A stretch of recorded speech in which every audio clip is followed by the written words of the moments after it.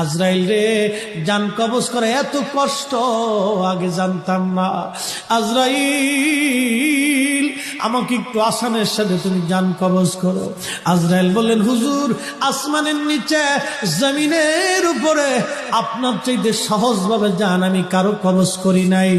আল্লাহ আমার উপরে করা নির্দেশ, আমার হাবিবের জান কবজ হবে সবচেয়ে বড় আসানে। হুজুর, আমি যদি আপনাকে আসানে জান কবজ না করি, নবী গো, আল্লাহর লানতে আমি ধ্বংস হয়ে যাব। ইয়া নবী আল্লাহ, আমি সেই ভয়ে আপনাকে আসানের সাথে জান কবজ করতেছি।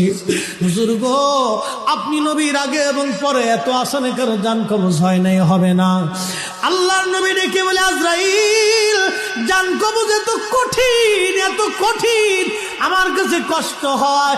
একটা অনুরোধ তোমার কাছে করে দেয় আজরাইল, আমার উম্মতের জান কবজটা তুমি সহজে কইরো।